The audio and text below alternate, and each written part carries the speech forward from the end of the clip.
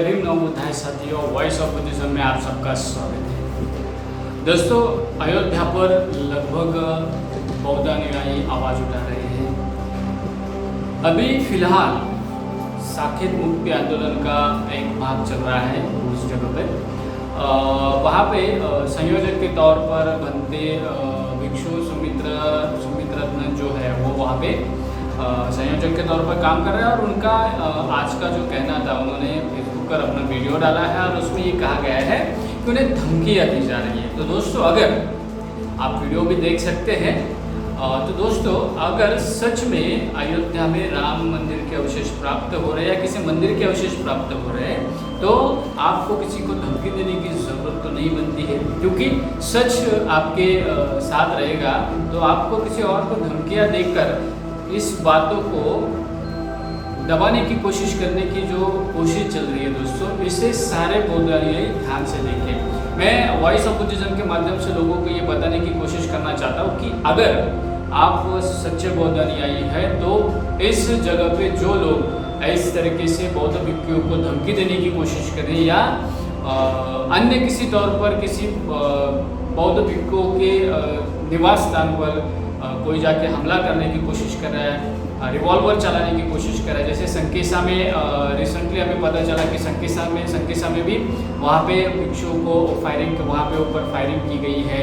तो ये सब बातें हमें देखने के बाद पता चलता है कि जितने सारे भारत भर जितने सारे बौद्ध अनुयायी हैं, आप ध्यान से देखो, आप राष्ट्रपति से लेके प्रधानमंत्री तक ये बातें पहुंचा दो, क्योंकि हमारे बौद्ध धरोहरों को बचाने की जो कोशिश करने वाले लोग हैं, अगर उनके ऊपर इस तरीके से धमकियां दी जा रही है, तो दोस्तों आप ये सुन सकते हैं कि किस तरीके से इन्होंने कहा है, उनके ऊपर कौन किस तरीके से उन्हें धमकियां देने की कोशिश कर रहे हैं। आप देखने के प्रयास करो। सम्मानित मुल्क के मालिकों, मैं बौद्ध भिक्षु सुमित्रत्न, संयोजक साकेत मुक्ति आंदोलन।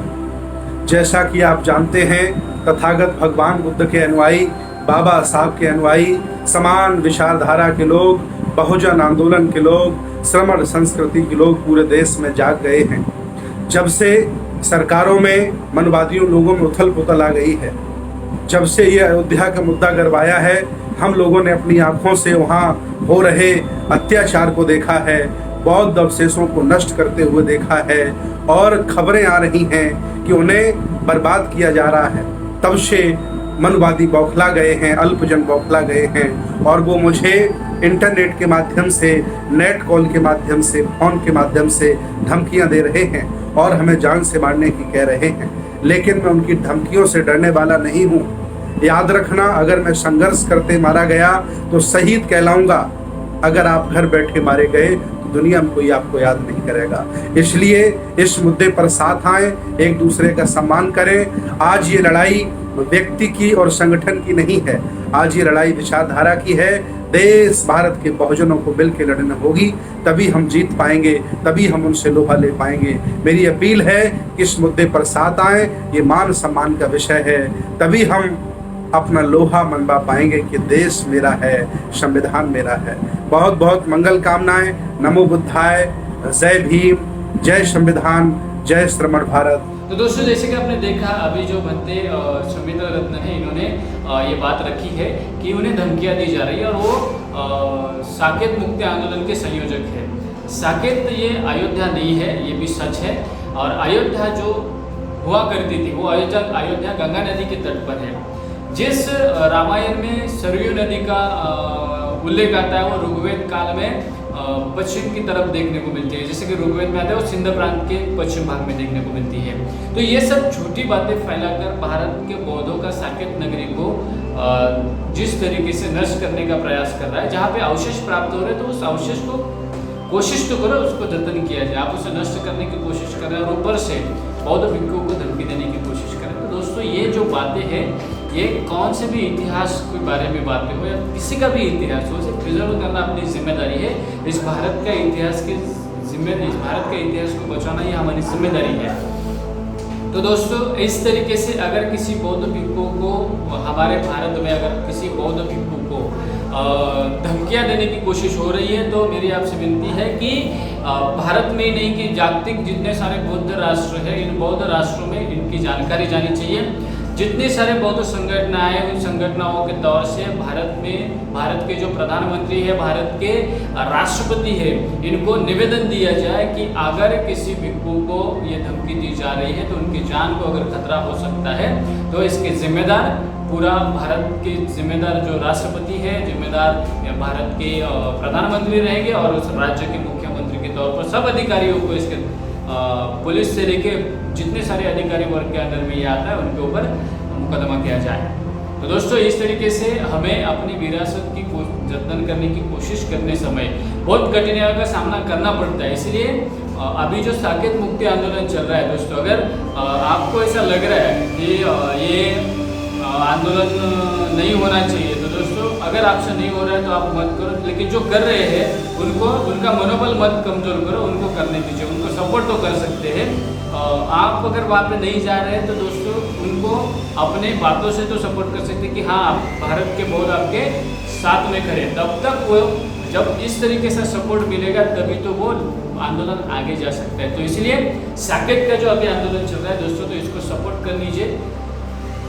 बुद्ध विचारों में ही है और विचार जहाँ से लोगों तक पहुँचे उस धरोहर को भी बचाना जरूरी है, क्योंकि बुद्ध एक ऐतिहासिक पुरुष है और उनके बुद्ध के जो अस्थियों पर बने हुए स्तूप, विहार, बहुत सारे विहार भी जहाँ जहाँ पे बुद्ध ठहरे हुए हैं, ऐसे अनगिनत जगहों पे सम्राट अशोक ने या सातवाहनों के कालखंड में, शुंग के कालखंड में, गुप्त के कालखंड में बहुत सारे बौद्ध धरोहर पर निर्माण किए गए हैं। तो दोस्तों इस धरोहर को बचाना हमारी जिम्मेदारी है, क्योंकि हमारे पूर्वजों ने लगभग इसे 12वीं शताब्दी तक जतन करते आए, लेकिन 12वीं शताब्दी के बाद इसको डिमोलाइज करने की कोशिश की गई है। तो दोस्तों ये 750-800 साल का पीरियड जाने के बाद देखते हैं तो हमारा बौद्ध इतिहास बहुत पुराना है, तो इसको जतन करने की कोशिश कर लीजिए। बाकी की बात आपको मैं ध्यान से अगर पढ़ोगे, समझोगे तभी पता चलेगा।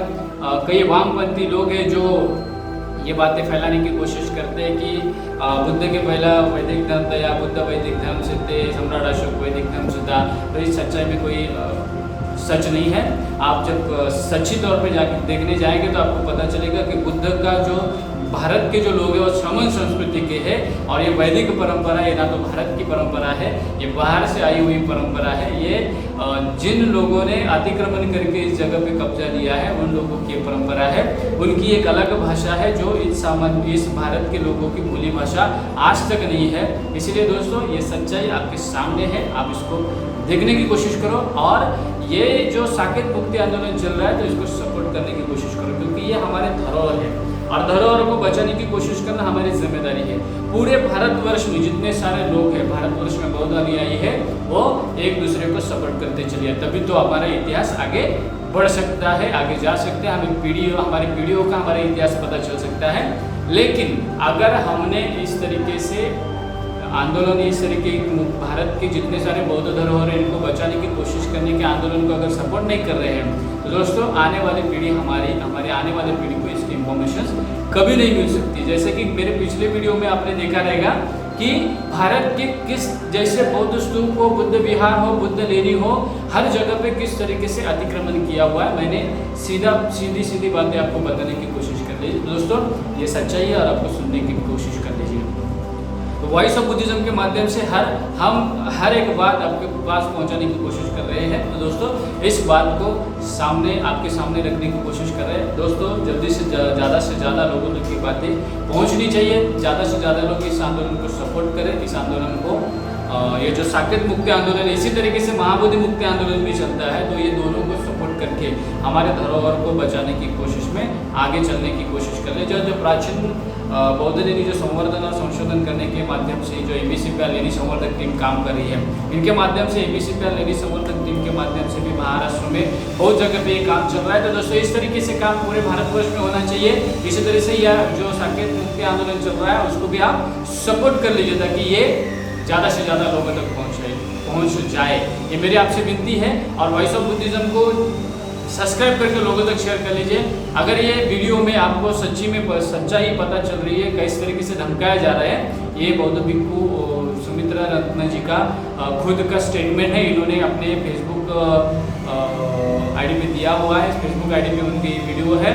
तो दोस्तों ये सब चीज़ें मैं आपके सामने इसीलिए रख रहा हूँ क्योंकि इस भारत के इतिहास की जानकारी मुझे है और मुझे पता है कि इसकी अहमियत क्या है। इसके लिए मैं बातें आपके पास रखने की कोशिश कर रहा हूँ। तो दोस्तों इसको ज़्यादा से ज़्यादा लोगों तक शेयर भी करना ना भूलिए। अगर ये वीडियो आपको सच में पसंद आया है या सच में इसमें जानकारी आपको पता ऐसी लगती है कि इसके बारे में सपोर्ट करना चाहिए तो दोस्तों ये ज़्यादा से ज़्यादा लोगों तक शेयर जरूर कर दें। तो दोस्तों मिलते हैं अगले जानकारी के लिए नई वीडियो के साथ। तब तक आप सभी को जय भीम, नमो बुद्धाय।